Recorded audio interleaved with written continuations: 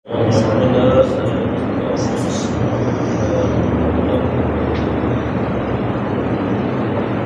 بقرہ کی آیت نمبر 35۔ اس سے پہلے آدم علیہ السلام کو سجدے کا بیان ہوا، اور اب اس کے بعد کی بات بیان کی جا رہی ہے۔ وَقُلْنَا يَا آدَمُ اسْكُنْ أَنْتَ وَزَوْجُكَ الْجَنَّةَ، اور ہم نے کہا اے آدم تم رہو اور تمہاری زوجہ رہیں جنت میں، اور وَكُلَا مِنْهَا رَغَدًا حَيْثُ شِئْتُمَا، اور تم جنت میں سے جہاں سے چاہو کھاؤ بغیر کسی روک ٹوک کے۔ اس سے پہلے چونکہ وہ بات گزری کہ ابلیس نے سجدہ نہیں کیا، آدم علیہ السلام کو سجدہ ہو گیا، تو اب اس کے بعد یہ فرمایا گیا کہ اب آپ اور آپ کی زوجہ جنت میں رہیں۔ اس سے پہلے آپ کی زوجہ کی تخلیق کا ذکر نہیں، صرف یہ ذکر تھا کہ ہم زمین پہ ایک خلیفہ بنائیں گے اور آدم علیہ السلام کی پیدائش ہوئی، لیکن یہاں پر ساتھ ہی اب آپ کی زوجہ کا بھی ذکر آ گیا۔ تو آدم علیہ السلام کو تو اللہ جل شانہ نے مٹی سے بنایا، اور مٹی سے جو بنایا وہ کس طرح آپ کو بنایا گیا؟ زمین پر سب سے پہلے جبرائیل علیہ السلام کو بھیجا کہ مٹی لے کر آؤ۔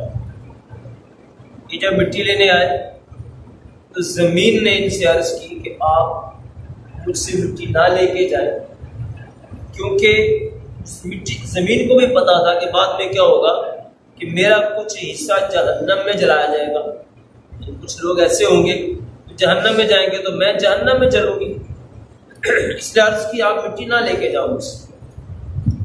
ان کو رحم آ گیا، واپس چلے گئے۔ پھر دوسرے فرشتے میکائیل یہ آئے، اسرافیل آئے، لیکن کوئی بھی مٹی نہیں لے کر گیا۔ بعد میں پھر ملک الموت علیہ السلام ان کو بھیجا اللہ جل شانہ۔ مٹی نے پھر اسی طرح عرض کی زمین نے کہ نہ لے کر جائیں، کیونکہ میں تو جہنم میں چلوں گی بعد میں۔ لیکن آپ نے فرمایا کہ بھائی اللہ کا حکم ہے، میں نے تو لے کر جانی ہی جانی۔ اب انہوں نے ایسے مٹھی بھری تو زمین کے اوپر کی جو طے ہے نا جتنی ساری، وہ ساری اوپر کی طے ان کے ہاتھ میں آ گئی۔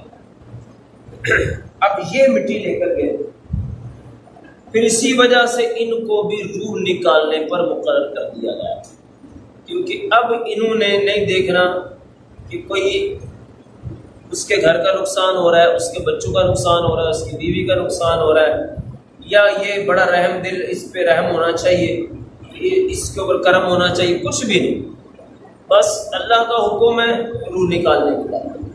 اس لیے ان کی پھر ذمہ داری بن گئی کہ آپ نے روح نکالنا، کیونکہ انہوں نے اب کسی کا کوئی لحاظ نہیں کرنا۔ اب کوئی بڑا ہے، کوئی بچہ ہے، کوئی بوڑھا ہے، کوئی جوان ہے، جو بھی۔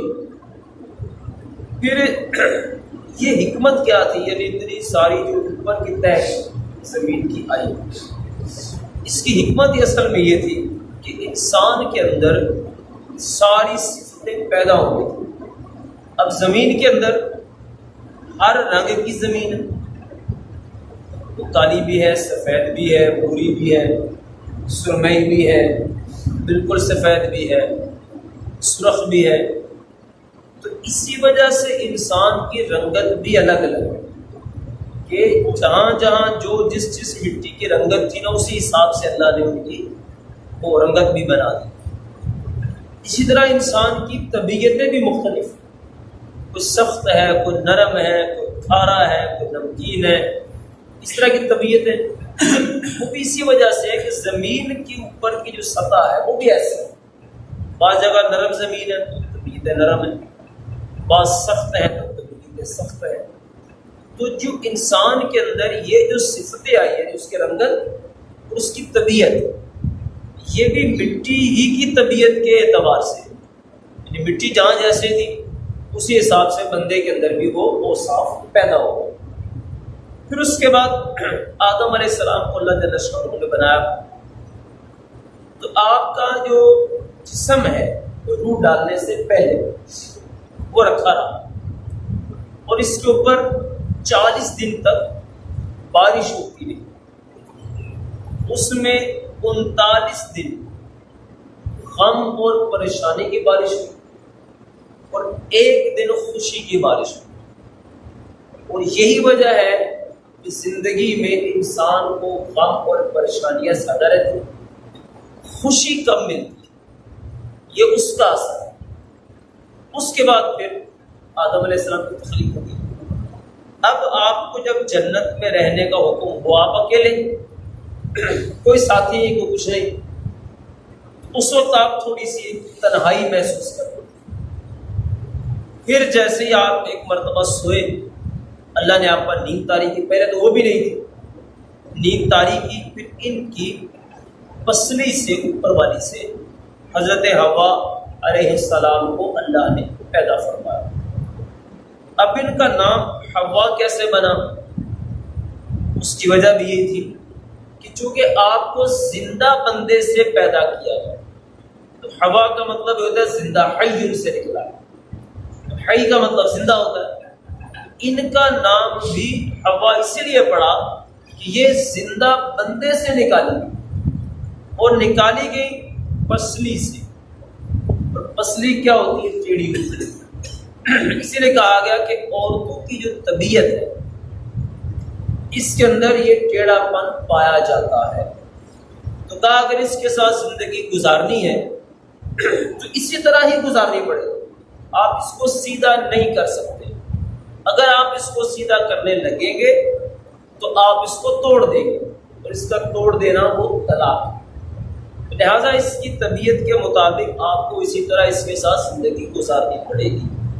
اب آپ کہیں نہیں یہ ولیہ بن جائے اور یہ بالکل ہر طرح سیدھی ہو جائے، یہ نہیں ہو سکے گا۔ وقتی طور پر طبیعتیں سیٹ ہو جاتی ہیں، لیکن کیا ہوتا ہے کہ پھر بار بار جب وہ حالات کا تقاضا ہوتا ہے اس کے مطابق پھر وہ طبیعت کے اندر وہی ٹیڑھا پن ظاہر ہو جاتا ہے، لہٰذا اس کو برداشت کرنا پڑے گا۔ تو مرد کو تو مرد ہی تب سمجھا جائے کہ جب وہ عورت کی ان چیزوں کو برداشت کرے، وگرنہ تو مرد کس بات کا؟ لہٰذا اس بات کا یہاں بھی یوں ذکر ہو گیا، ان کو یوں پیدا کیا گیا۔ اب پھر یہ جنت میں رہے اور کہا گیا کہ وَلَا تَقْرَبَا هَٰذِهِ الشَّجَرَةَ فَتَكُونَا مِنَ الظَّالِمِينَ، کہا اس درخت کے قریب نہیں جانا، اگر جائیں گے تو پھر حد سے گزرنے والوں میں سے ہو جائیں گے۔ اب وہ جو درخت تھا اس کے بارے میں بہت ساری احادیث کی روایات ہیں۔ مشہور زیادہ کیا ہے کہ وہ گندم کا وہ پودا تھا، لیکن اس کے علاوہ بھی روایتیں احادیث کی موجود ہیں، تفاسیر کے اندر مختلف اقوال موجود ہیں۔ کہیں انجیر کا بھی ذکر ہے، انجیر تھا، کہیں یہ گندم کا ذکر ہے، کہیں جو کا ذکر ہے، یہ مختلف اس کے اقوال ملتے ہیں۔ زیادہ مشہور گندم ہی کا ذکر ہے، کیونکہ بعد میں زمین کے اندر بھی پھر یہی خوراک انسان کی بناتی ہے۔ تو اس درخت کے پاس سے کہا نہیں جانا، لیکن وہ اس درخت کے پاس گئے، وہ کیسے گئے اس کا ذکر انشاءاللہ اگلی آیت میں ہوگا۔